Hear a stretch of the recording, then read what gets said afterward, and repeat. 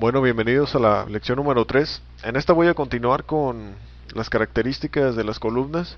Vamos a ver un poco más de la integridad y vamos a ver otras características también que tienen las columnas, con el fin de ir adentrándonos poco a poco en lo que es un buen diseño de nuestras tablas, de nuestra base de datos, y lo vamos a ver paso por paso. Muy bien, pues como vimos en el video anterior, vimos que nuestras columnas tienen lo que es un nombre, por ejemplo, apellido, por ejemplo, edad, fecha de nacimiento.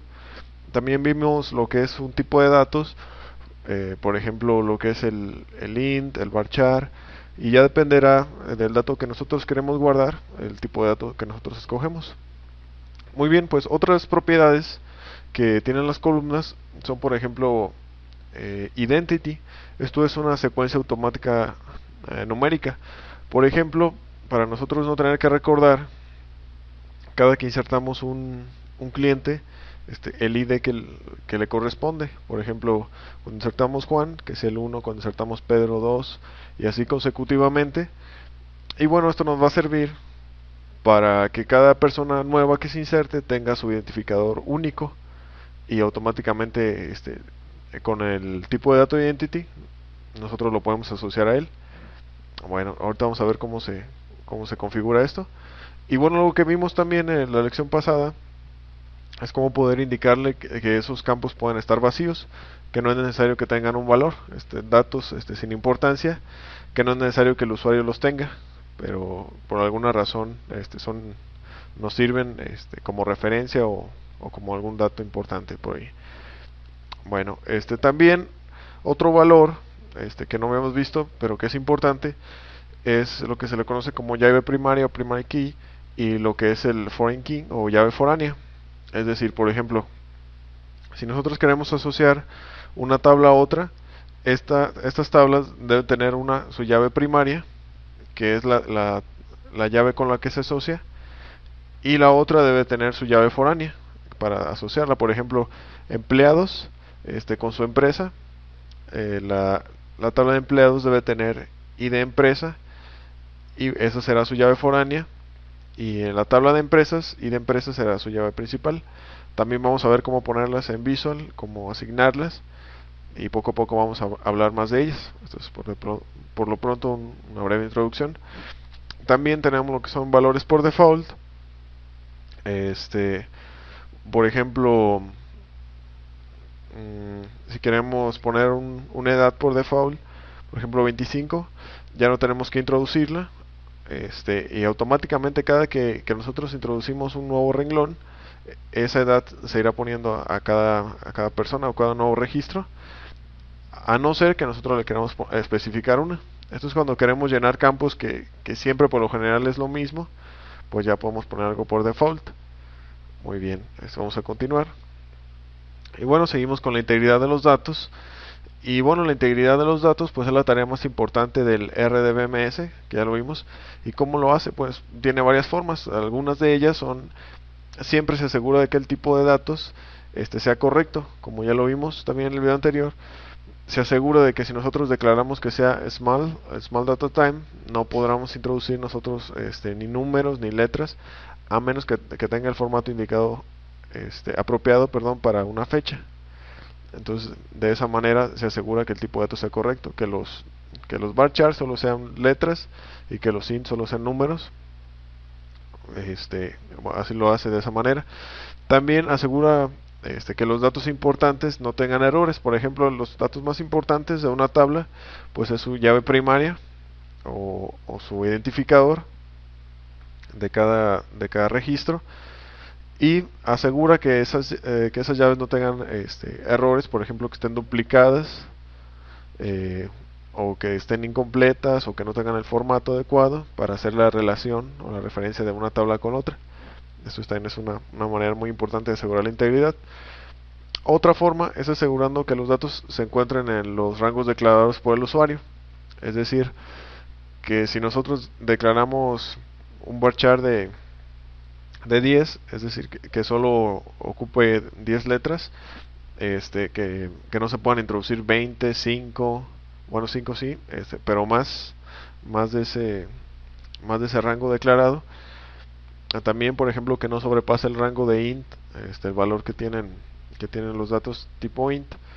Esa es una forma también de asegurar la integridad de nuestros datos, y es lo que hace el RDBMS. Bueno, continuamos.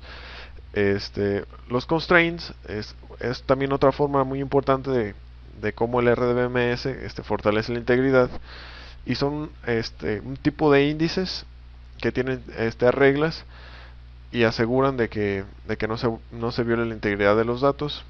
A cada registro se le asegura un índice, y estos índices o constraints nos van a servir para hacer las búsquedas, para hacer la referencia tabla con tabla, y son herramientas muy importantes que van a fortalecer nuestras reglas de integridad. Muy bien. Ahora, también, ¿cómo podemos nosotros saber qué tipos de datos vamos a utilizar? Bueno, pues existen bastantes tipos de datos, pero bueno, como sugerencia les sugiero utilizar estos, que son los más comunes, hasta que ya los vayan conociendo. Y bueno, vamos a ver, cuando queremos manejar números muy grandes, podemos poner el tipo de int. Números pequeños, el small int. Texto en general, como lo son nombres, apellidos, eh, no sé, algún texto en general. Podemos utilizar varchar de máximo, o si sabemos la longitud aproximada, con un estudio previo, ya podemos, por ejemplo, poner varchar de 50, varchar de 20, asegurándonos siempre que ese 20 o ese 50 nunca se sobrepase por el texto que vamos a poner. También, si queremos poner texto que contiene símbolos Unicode, pues podemos utilizar el tipo nvarchar. Si queremos utilizar fechas o tiempo cortas, podemos utilizar el small data time. Las cantidades las podemos manejar con small money. Y si queremos utilizar tipo de datos booleano, sí o no, falso o verdadero, podemos utilizar el tipo de dato bit. Muy bien, también hay que tener mucho cuidado en los tipos de datos que elegimos para nuestros campos. Por ejemplo, al seleccionar varchar para el nombre, hay que asegurar siempre que los nombres no sobrepasen el varchar que nosotros indicamos. Por ejemplo, si ponemos varchar de 20 y resulta que llega un nombre de 30, pues puede ocurrir que se corte la información, o que tengamos que utilizar un espacio extra para guardar esa información, y pues eso nos ocasiona problemas. También otra cosa que sucede es que son datos demasiado largos, que a veces, por no querer tener problemas, para, por ejemplo, alguna cantidad que no pasa de 100, seleccionamos tipo de dato int, que es demasiado espacio. Entonces dejamos demasiado espacio sin ocupar en la memoria, y que bueno, quizá con 100,000 registros no sea tan notable, pero cuando las bases de datos comienzan a tornarse grandes, este espacio, bueno, sí es bastante considerable, y tenemos que ver la forma de reducirlo. Y pues sí, siempre es correcto estudiar bien los datos que van a entrar a nuestra columna y asignarle el tipo de dato más adecuado. Muy bien, también un tipo incorrecto, ya sea en nuestra aplicación, va a requerir la conversión de datos. Por ejemplo, que nosotros declaramos un int, pero resulta que por alguna situación necesitamos almacenar tipo de dato decimal. Entonces ya tenemos que hacer una conversión para que entre adecuadamente, porque si no se va a truncar, o a lo mejor no nos acepta ya entrar con ese tipo de datos. Entonces ya son cosas extra que nos podemos ahorrar si planeamos con anticipación el tipo de datos que va a ir en cada columna. También, por ejemplo, al poner un tipo de dato incorrecto, hacer los reportes se dificulta. Por ejemplo, cuando hacemos consultas a nuestra base de datos, quizá nuestra columna sea de tipo cadena o varchar, y nosotros lo buscamos como tipo entero. Entonces pues ya ahí tenemos que hacer una conversión, y ya se nos dificulta hacer los reportes. O quizá para almacenarlos, cuando los queremos presentar, los queremos almacenar en un control que solo recibe texto y solo llega número. O bueno, es algo, algo por suscitar un ejemplo. Y algunos tipos de datos que se complican pues son el código postal. Por ejemplo, solo declaramos entero y resulta que el usuario le quiere poner sus guiones o sus puntos, entonces ya es varchar y ahí resulta algo complicado. Claro, para eso existen las máscaras y varios tipos de herramientas, pero ya los vamos a ir conociendo. Bueno, vamos a continuar. Ahora también les mencionaba la importancia de la columna identity, que como ya les di una pequeña introducción, esta propiedad es especial porque se usa para obtener un número automáticamente basado en los registros existentes. Es decir, si nosotros tenemos 10 registros, el próximo que insertemos tomará el número 11, el siguiente el 12 y así consecutivamente. Nosotros podemos indicar el incremento de qué tamaño va a ser y de dónde queremos que inicie.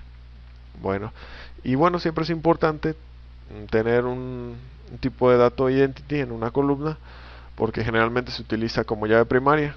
No es totalmente necesario, pero es recomendable tener un tipo de dato de este tipo para utilizarlo como llave principal, que lo vamos a ver en la siguiente lección a qué se refiere esto. Muy bien, ahora vamos a Visual nuevamente. En la lección pasada creamos una tabla. Voy a abrirla. Ahí está. Que se conocía o le pusimos el nombre de clientes. Voy a ver la definición de los datos. Entonces le voy a poner aquí en Open Tabla Definition. Y ahí nos van a aparecer todas las columnas que tenemos creadas. Bueno, ahora vamos a ver cómo asignar el tipo de dato identity a la columna que se llama ID cliente. Lo que vamos a hacer, vamos a seleccionarla de esta manera y vamos a irnos aquí a las propiedades y vemos que aparece esta propiedad que es Identity Specification, donde podemos maximizar aquí y ya nos indica si es identity. Nosotros le ponemos que sí, ahí está, y ya aquí, como les mencionaba, aparece lo que es el Identity Increment. Aquí nosotros le podemos poner el incremento de cuánto va a ser. Por lo general siempre se utiliza de 1, pero nosotros podemos poner, no sé, lo que nosotros consideremos adecuado. También aparece la propiedad de Identity Set y aquí podemos indicar nosotros de qué número va a empezar. Por ejemplo, aquí le voy a poner el 10, ahí está. Entonces con esto se va a ir incrementando de 1 en 1 a partir del 10 cada que nosotros introducimos un nuevo elemento.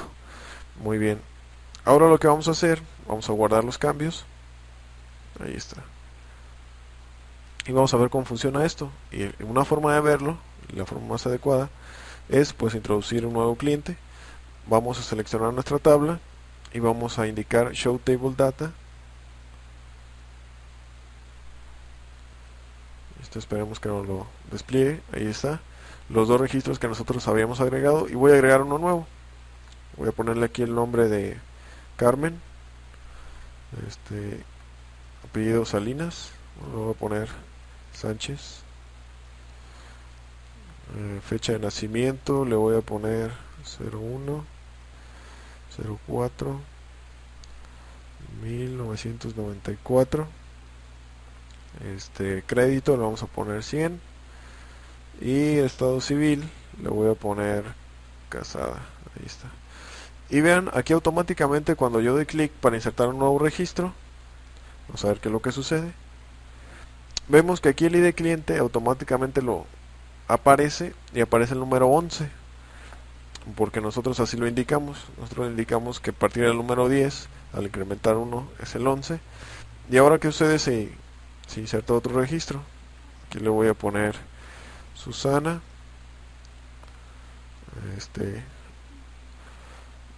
Romano.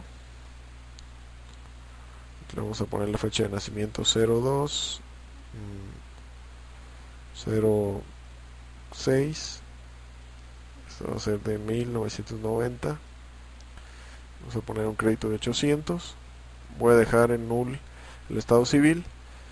Doy clic aquí para insertar otro y vemos que automáticamente aparece el 12, y eso es a lo que me refería cuando daba la presentación anterior del tipo de dato identity, cada nuevo registro que nosotros insertemos va a tener un ID cliente diferente y va a ser consecutivo al anterior, y nosotros ya no nos preocupamos por si el ID cliente ya está repetido en un registro anterior.